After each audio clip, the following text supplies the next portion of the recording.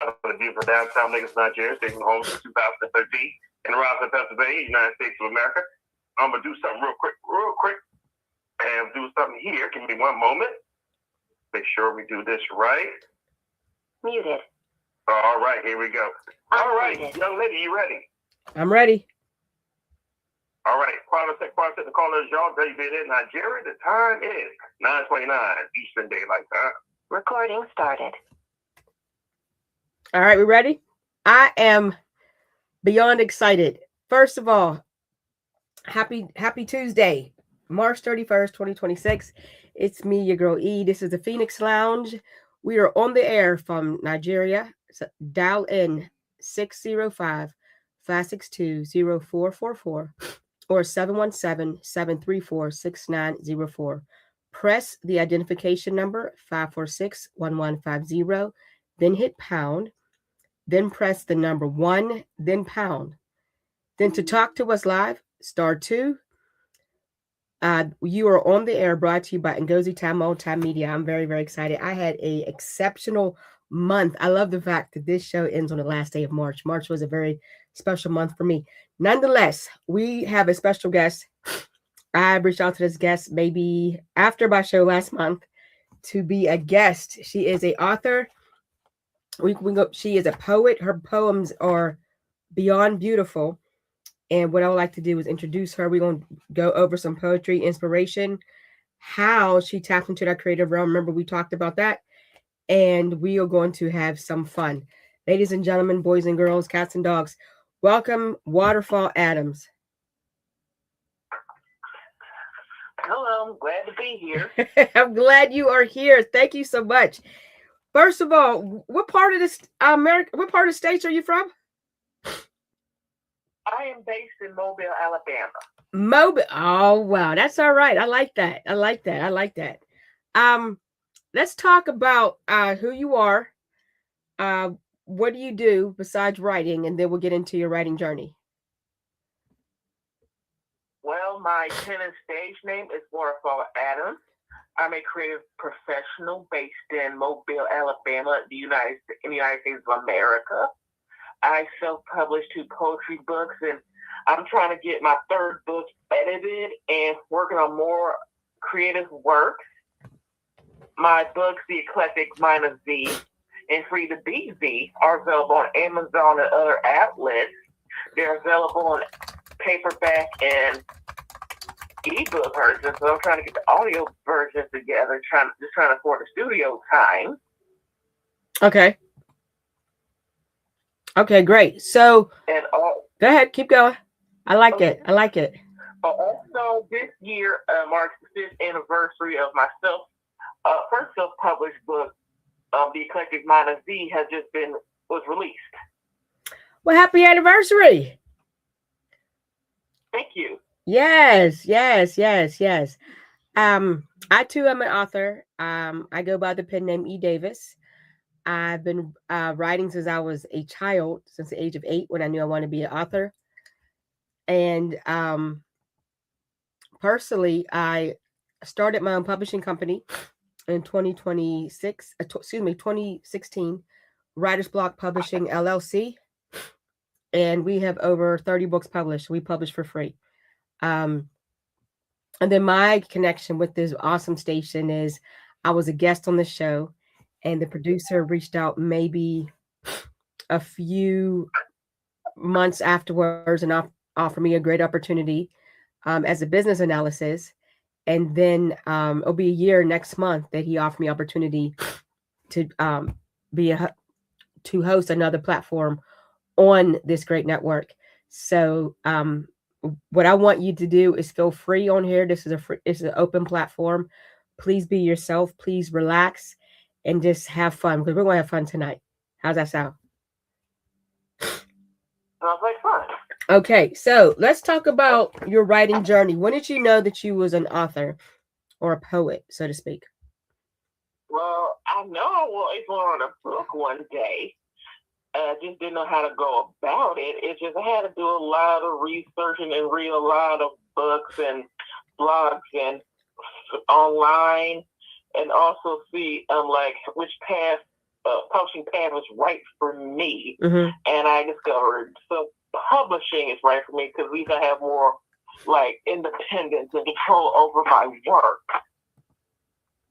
And also one of the things I could do with my degree from University of South Alabama, which is a degree in art history, a minor in dramatic arts, freelance writing's one of them. Okay. So and also I do like spoken word poetry. Okay. Now, do you consider yourself a poet or just an author? Well, I'm a bit of both. I do have like versatility in my creativity works.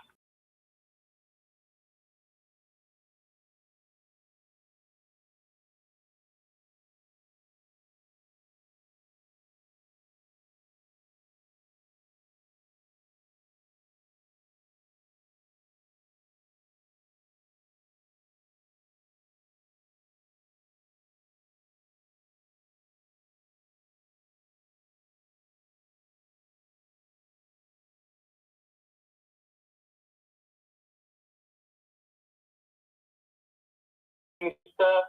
And speaking of marketing, are you Nigerian? Is that correct? We are featured all the way in Nigeria. Yes. Hello? Yes, ma'am. We are featured all the way Hello, in. ma'am? Yeah, we're featured all the way in Nigeria. Oh, you probably heard this wonderful digital marketing company that has been really helpful to me in the marketing and promotion of my books. It's called Precious Digital Marketing Agency. This is a wonderful company that has created my logo, my Waterfall Adams logo. They did my book promos and trailers, and we're discussing the promotions of my future books and trying to get a website for me together. Nice. Okay, my producer said, I just reached out to him, asked if he heard of them, and he said yeah. So yeah, that's great. That's really, really great.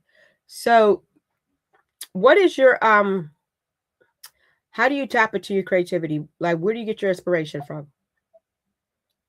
Like everyday life, outdoors, things in current events, things that goes on in the world. Mm-hmm. Okay. So what I did was I did purchase your book, The Eclectic Mind of Vee. And Eclectic Mind of Vee, ma'am. Excuse me, sorry. I don't have my glasses on. I'm being kind of rebellious. The Eclectic Mind of Vee. Right. I did get your book. I did read it. I like it. And this is also good. Perfect. You're welcome. And this is also perfect timing because April is National Poetry Month. I'm not sure if you're aware of that. Now, I personally do not. I don't do well with poetry. I remember I took a poetry class and I failed it. And my brother cannot understand someone that likes to write. How do they fail poetry? And I kind of told him in a very casual and sarcastic way, my level of poetry, my knowledge of poetry is reading the book of Psalms in the Bible or some hip hop.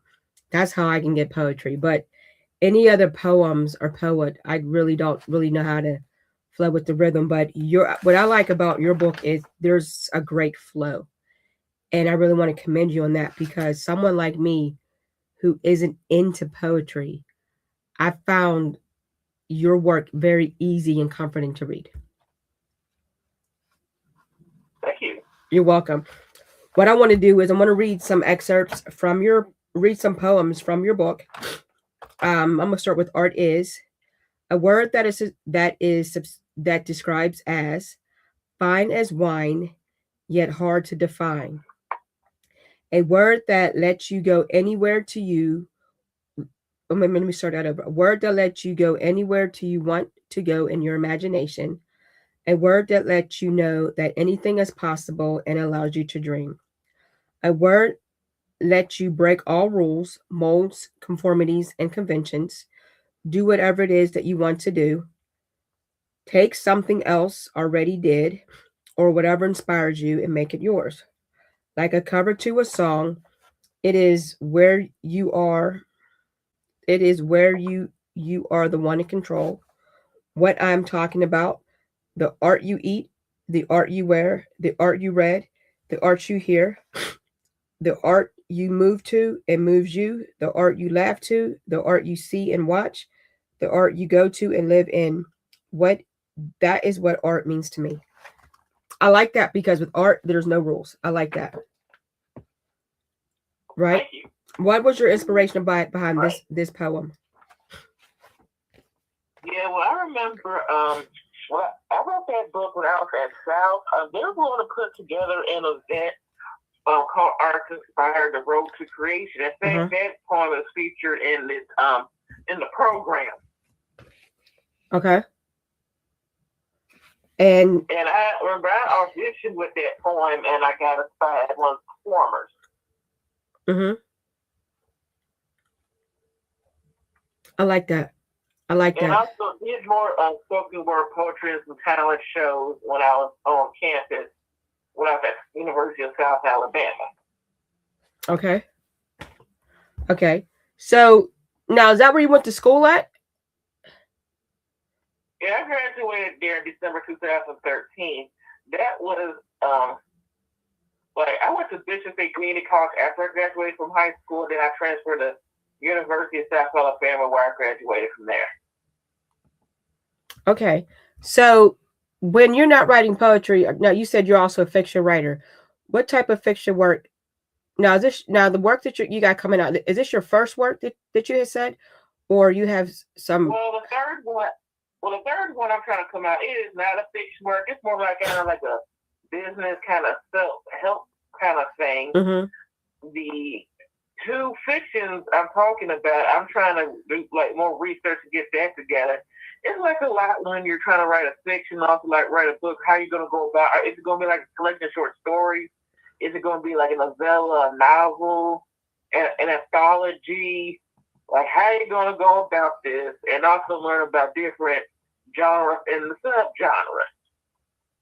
Like for example, like with it's what is called Poetry Peril. Okay. It might have some horror, some mystery, some thrills, some fantasy, some spoken word poetry.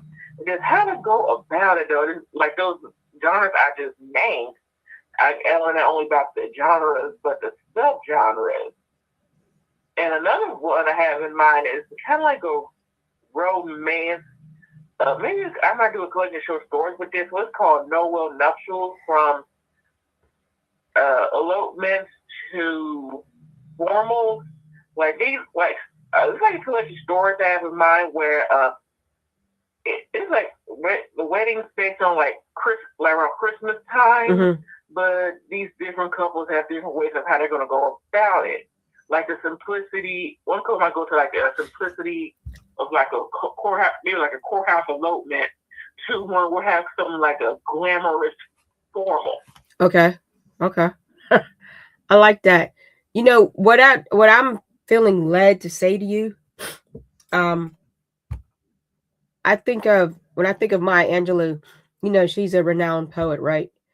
You could always do your work almost how Lauryn Hill did her album, where maybe between certain, right before certain songs, she had the classroom setting and children, the classmates were discussing love, and then it went into the song about love, the ins and out of love, such as the X factor and stuff like that.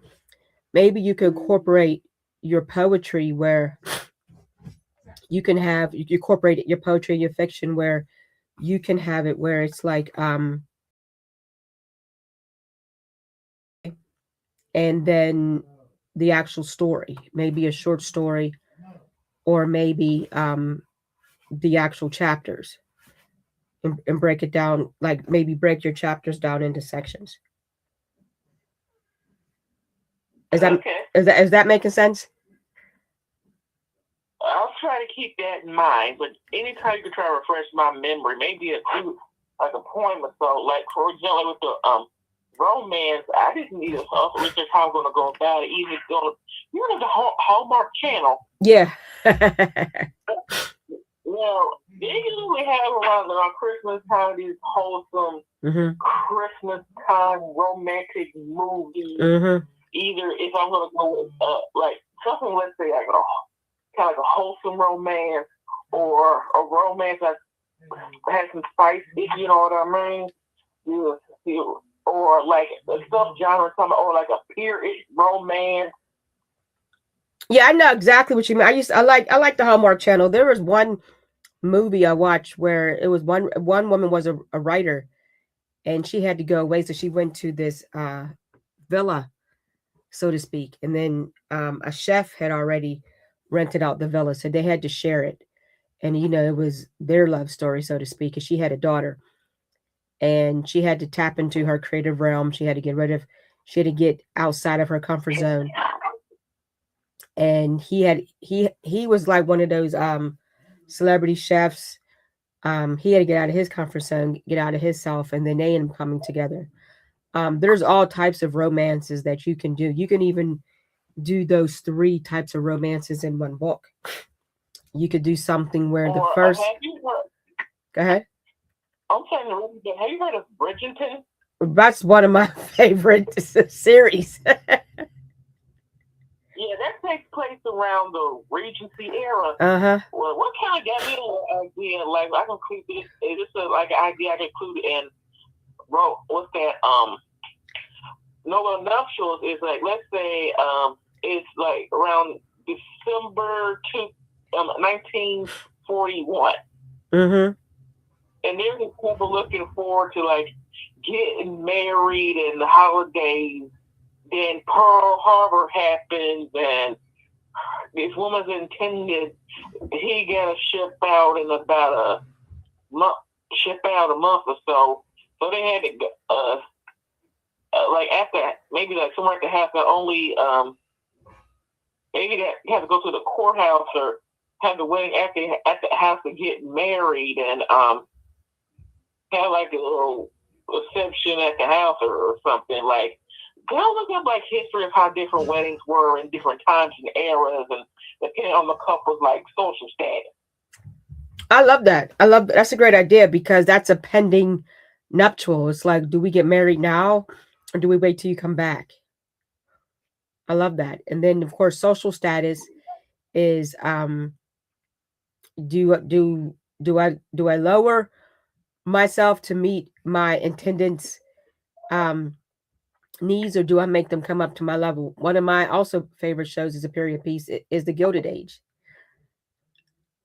Oh yeah, and also like remember like the 1940s, like the people who are like more upper class would have sort of like the traditional wedding, while people who don't really have much, they go to the courthouse and she will wear the dress that she like owns or something. Like her Sunday best. Yeah, you brainstorming now, sis. Yeah. No, I love a good period piece. I like to read it. I like to watch it. Another good period piece by author is The Wedding by Dorothy West. She was the last writer of the Harlem Renaissance. Yep. Hey, wasn't that book adapted into a movie with Halle Berry? Yes, in 1998. Yes, but Oprah did it. It was Halle Berry. It was Lynn Whitfield. It's one of my favorite movies. I can watch that movie, and it's long. It's like 4 hours long. That movie definitely deals with social class. Yeah, they made two miniseries. That's such a great movie because it not only deals with social class, it deals with social class and colorisms and colors. You know what I mean?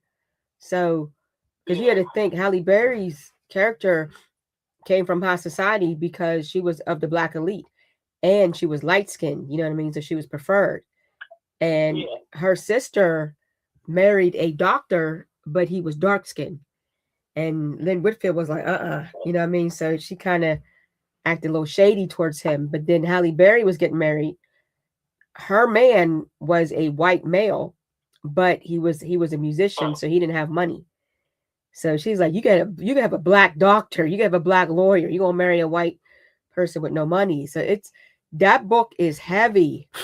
And one thing I'll give Oprah credit for is she brought a lot of conversation in that movie. She really brought it out because it's like, what do you do? Do you marry love or do you marry for security? Do you marry for acceptance? Yeah. And then there was a neighbor that was social climbing. He was a social climber. Like he worked hard. Like he didn't come from money. He worked hard, and he's a single father. But he was trying to get him a light-skinned wife. You know what I mean? Because he was married to a. Say it again. Like a social status symbol. Yeah, he needed a social status because the neighbor, his name was Lute, and he had money, but it was more it wasn't generational money. He had to work for his money. And so what he did was he ended up marrying a white woman, and she gave him babies, but she was a Karen. She was a bona fide Karen, and he sent her away. And he made it seem like the mother didn't want her children. He made it seem like because they was living in they got married and moved to Paris. You know, back in those days, I mean, still, but back in those days, you know, in that time frame, there wasn't racism in Paris. You could be black and white and married and have all the babies you want to. Nobody looked at you crazy. But when they came to the States, there's a lot of segregation, colorism, and he made it seem as if she couldn't handle the way things were, and she probably couldn't. So she was saying like subliminal, you know, all the microaggressions, like I made you, you wouldn't be where you are, it wasn't for me. And he made her go. He's like, you need to go because I'm gonna find me somebody who's gonna make sure I'm all right. And he set his eyes on Halle Berry's character because she came from money. But Lynn Whitfield spotted him from a mile away. She's like, I bet you won't. You know what I mean? That's such a great movie and a period piece and social structure. Because when Halle Berry was getting married, she told her fiance, she said, we can't just live in the North because the segregation is mainly in the South. We can't just live up here. We can't limit ourselves. What am I going to do? I can't go to restaurants with you in the South. And I barely get accepted up here. So there's a lot of conflict. It's such a great book. It is a great, great book. Well, I didn't know it was based on a book till now. Oh yeah, Dorothy West. She like I said, she died in I think 97, I believe it was. She was the last writer from the Harlem Renaissance.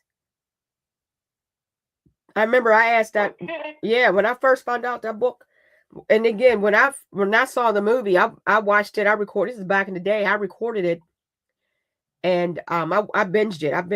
I knew its front ways and back ways, and then when I was able to get the internet and everything, I researched it and found out that you know who the author was, and I researched the author. And I said, wow, okay, so she died right when this movie was, you know, get ready to come out. You know, Oprah be on that book club and everything. And what I also researched was just the historical timeline. And that's something you could put in your book because, you know, especially back in the day where things were, I don't want to say use the word limited, but especially with the society and social structure and caste and the casting system and class. Yeah, so you gave me an idea of what I can use, like one of the Christmas elopement stories for Noel nuptials. It's like I'm on Google right now. I looked at I put in 1940s Christmas elopement. It was often characterized by the hate simplicity, according to Google. Uh-huh. It's characterized as the hate simplicity and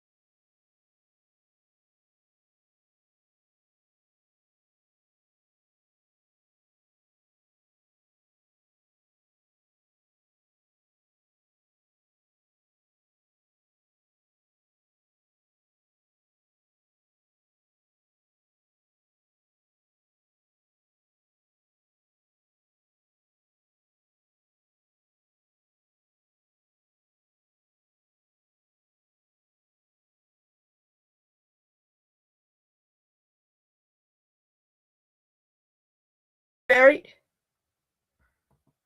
No. Marriage is work. Are you? Yeah, I'm married. I've been married for going on 10 years. Marriage is work. It's a work every day. There's a good, there's a bad, there's an ugly, there's and it's not even like the arguing, it's the ups and downs, roller coasters. Like this past year, there was nothing but death in mine and my husband's family. We had to rally together as a unit to stand strong, to be there for each other in those grief moments, those grief attacks. There's the sickness and in health. And I'm not just talking about a common cold where you know how men are when they get sick, they're big babies. But my parents were married they were together for 25 years. It was married for 20 years. And my mother got sick and my dad was there. She ended up getting breast cancer. It was sickness and in health. You know what I mean? And she had a mastectomy. She had radiation, three different types of radiation, 3 different types of chemo, the hair falling out, the skin burning from the radiation. But he still treated her as if she was a beauty queen. It's work. You have to work at it. Then my dad at one point was an active addiction. There was the better for worse. She had to deal with that. You know what I mean? Now he's been clean for 35 years, but it's work. You got to work at it. And people don't want to work. And that's something else you can, put in your writing, the work on marriage. How you're not just going to leave your spouse because of things being uncomfortable. You got to accept being uncomfortable. You got to work. You got to pray for your spouse. You got to now I'm not saying be in a volatile marriage where they're beating you and hitting you. That was that old days where you just stayed because where else are you going to go? Yeah. No, I would never condone that or encourage that. But you also got to look at family traumas. Why, you know what I mean? Triggers. And you got to learn how to minister to it. You got to learn how to let your spouse know that I am a safe space. You can trust me. I'm not here to hurt you. I'm here to love you. I'm here to love you through it. You know what I mean? It's work. And people don't want to work. It's sure.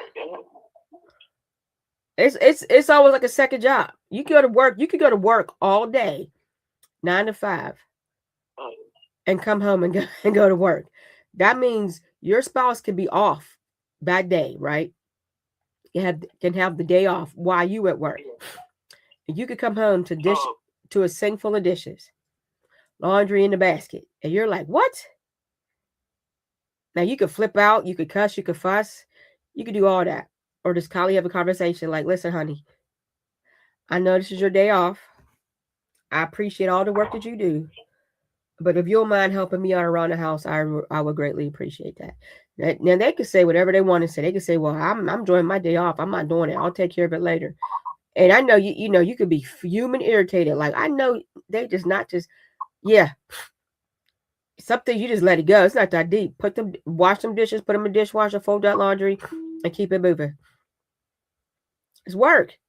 The work is you that flip it out. The work is you that cuss it out and carry it on. The work is you. That's work. I'll tell you, that's work. That's work. And people don't understand that. Work is praying for your spouse. You might have to get up at the midnight hour and pray for your spouse. Work is where your spouse can be laid off for work. And who know when they're getting called back. And you the primary breadwinner. I'm not just saying the man is. It could be the woman. It could be anything. It could be anything. That's work. You got to work together. Before we continue, and we're going to read another poem, we got a caller in the queue. Caller, thank you so much for calling. Please tell us your name and where you're calling from. Hi, E. Davis and your special guest. Waterfall, is it? I love that. It's so beautiful. This is Ava Holly. Hi, Ava. From right outside of Atlantic City. How you doing? Hi. I'm fine, and you? E, I didn't know you were a Pittsburgh girl. Pittsburgh, baby. Hashtag 412. I went to school right outside of Pittsburgh. Oh, yeah? And, I became a Steeler fan in 1981 and remained a Steeler fan ever since, through the good times and the bad. Yeah, that's work. Like a marriage. That's work. talking poetry and author tonight, Waterfall, I feel the same. I'm a little bit of both. And I just finished a compilation with one of our other hosts, Angela Thomas Smith. Oh, yeah. And you got to, E. Davis, if Waterfall is not hooked up with her, you need to hook her up with her because she does a lot of poetry stuff. Okay. And so I know that'll be awesome for your guest. I love your topic. I love what you're talking about.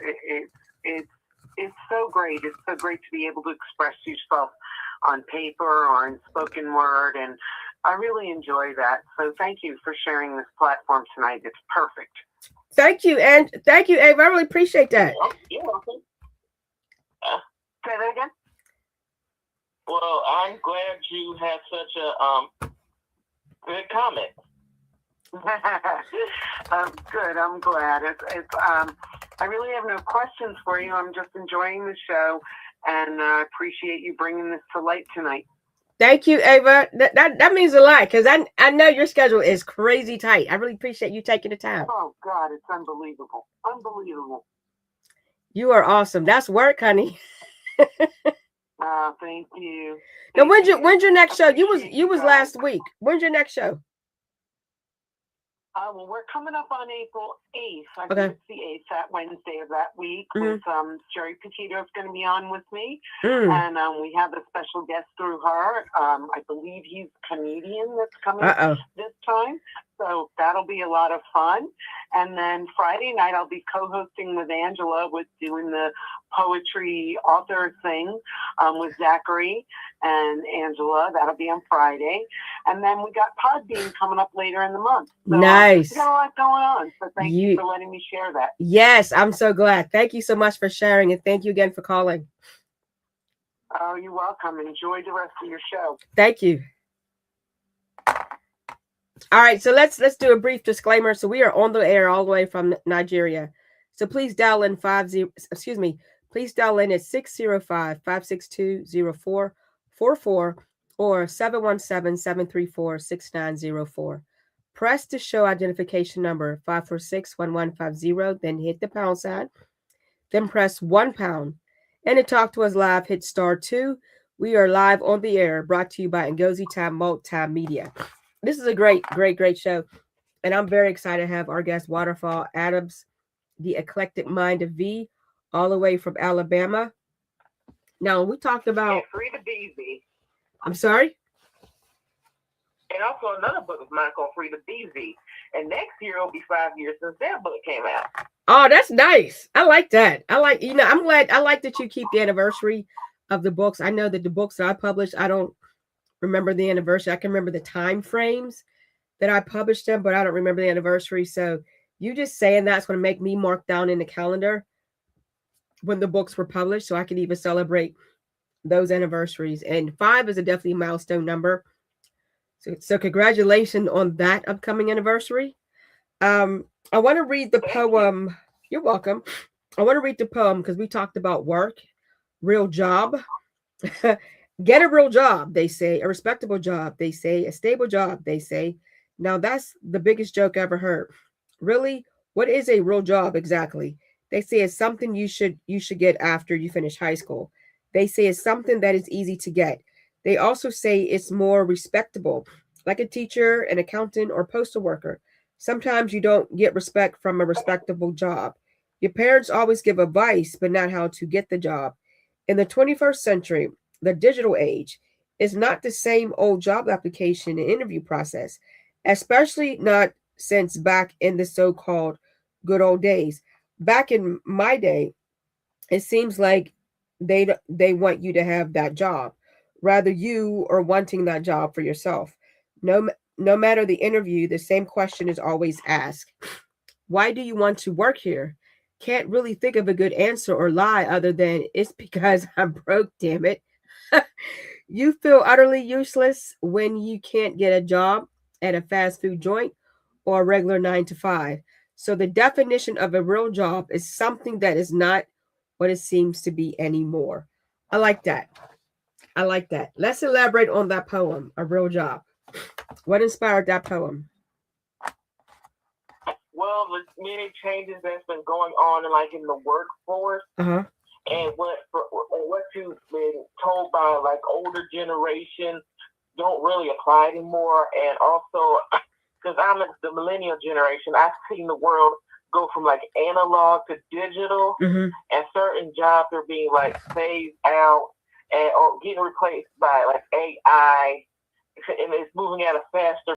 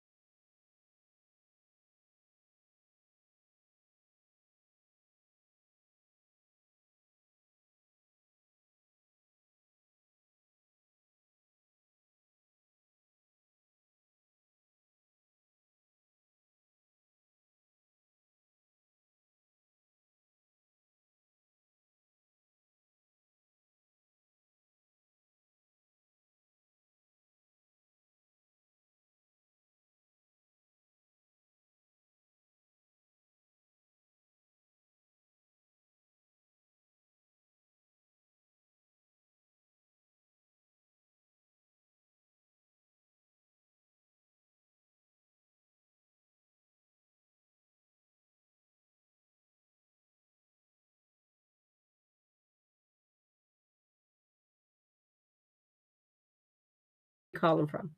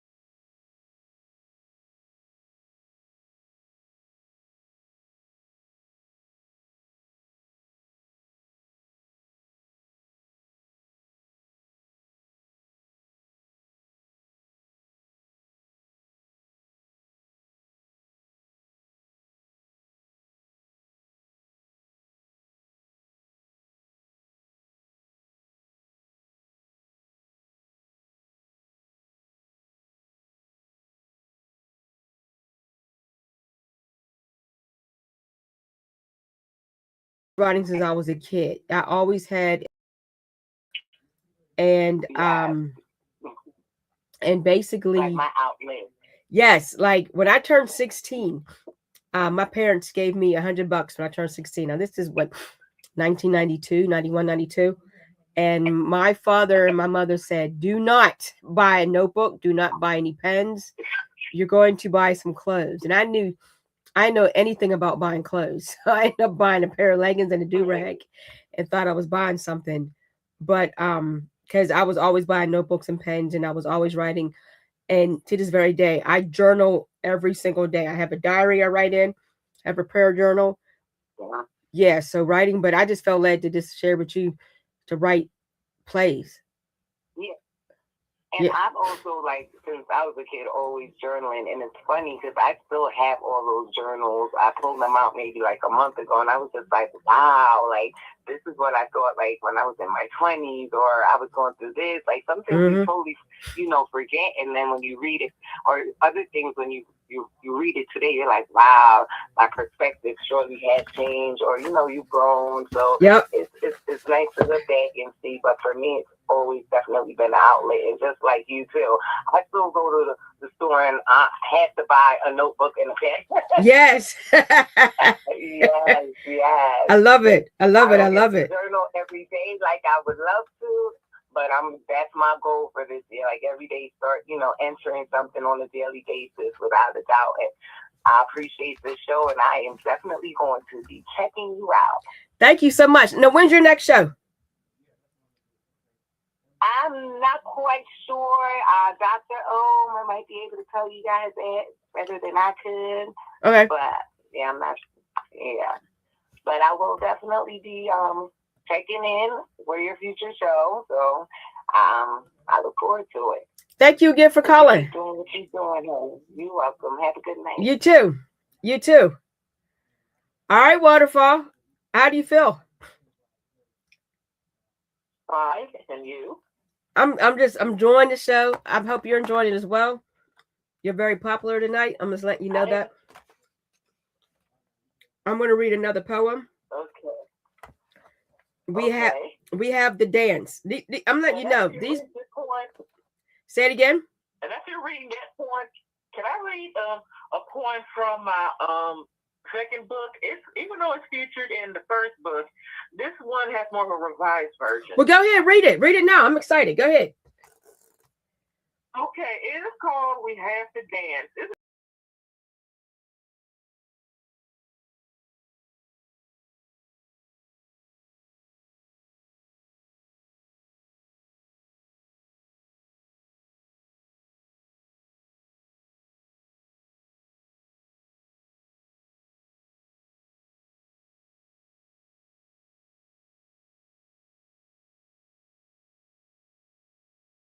We always have to dance. Through times of enslavement, we still have to dance. Even when they try to take it away, they dance through the shade. From the juke joints to the migration, we have to dance. Even when it's time to pay the rent, we had to dance. Through depression and worldwide war, we have to dance. In the dance studios and sock hops, we have the dance. Live, on television and through civil unrest, we have the dance. Live and in color. We can get smooth and we can get rough. Live and in color and integrated. The Soul Train days and the disco nights, we have to dance. With BET, MTV, and VH1, we have to dance. Nice. Through social media, we have to dance. At Broadway, church, the club, community centers, competition, Hollywood, television, social gatherings, universities, all over the world, we have to dance. We even put our own spin on it. Because of this, I shake what my ancestors gave me and get my Jackson on. So to the future and beyond, we have to dance. Thank you. I love that. Because we do. We got to dance. We do. We got it. It's the rhythm. I think we got like this rhythm in us. There's always a dance in us. We dance to celebrate life. We dance to celebrate monument moments. We dance to mourn. It helps us get through a mourning process. There was a writer in Pittsburgh. His name was Hercules Chico Butler. And he wrote his book called Justice Denied. And I had the honor of publishing that book. And he passed away about 3 years ago. He was in the Korean War. He was a victim of, he was a prisoner of war. He was wrongfully incarcerated. He had a lot of trauma, not only from the war, but being in prison. And what he did is to help him through that trauma was dance. He would wear these zoot suits and he would just dance, and it helped him heal from that trauma. Chico Butler. Yep. We have to dance. We have to keep moving, is what I always say. Because when we're not moving, we become a victim to the atmosphere. You know what I mean? There's something about the wind when I see a windy day. When the trees dance, when they sway back and forth, when the flowers move. It's a dance. It's a dance. It's a dance. And I love that poem. I love that poem. You are so talented. I'm telling you. I love it. I love it. I love it. Thank you. Let me see what else I could pull up. Let me see. I don't want to read the whole book, but I mean, I know I will. But this is, let me see. Let me just do the introduction and thanks. Disclaimer, I'm not a racist, but some of the poems discuss the issues of Black community. I'm not writing racism. I'm writing reality. By the way, this book has adult language that is not meant for little kids. Enjoy. Okay, I love that. I'm not one for long speeches, so here I go. First of all, I thank God because I would not be anything without him. I would also like to thank my mom, Judy Elaine Newbern. She's the one who introduced me to books and proofread edit this book. Thank you very much to my best friend, Tracy Hunt, for believing in me. I want to thank my therapist, Charles Davids Brown, also known as Charlie Brown. I also like to thank my fans for your support. For a long time, I wanted to write a book. In fact, I wanted to write a book, period.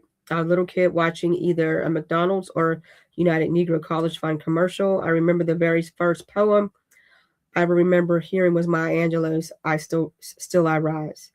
By this time I was in high school. I used to write poems to my guy friends.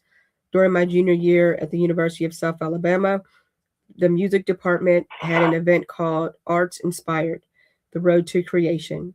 I auditioned and got to perform. I wrote a poem that was published by the events program. The department asked me to recite Art Is, which is included in this book. I performed in some talent shows or campus and was on campus TV as well. This book has been a long time in making. Ladies and gentlemen, may I introduce you the Eclectic Mind of Vee. Now, where did that title come from? Well, I remember I had like a collection of poetry I want to put into a book, but I just didn't have a title for it though. Mm-hmm. And since the book, the poems in the book is about different topics, and the word for like different things being put together, meaning for that like eclectic. So, Eclectic Mind of Vee. I like it. And then you said the second book is called what? Free to Be Vee. Free to Be Vee.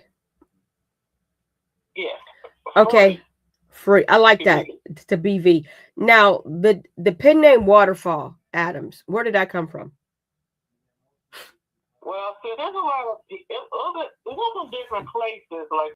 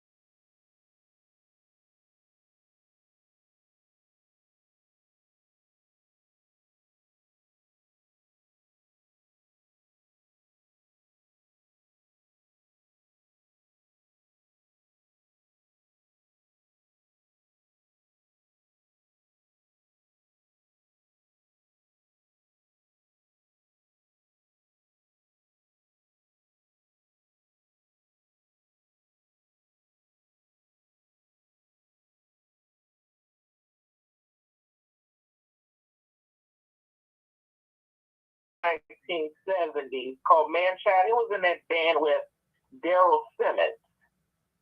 Wow. Now, our producer is a music guru, so I'm sure he can give me a history lesson on that one. But yeah, wow. In fact, he met Michael Jackson back when he was like in his early teens. Mm-hmm. But he told a story about that where he lied about who he was and called somebody.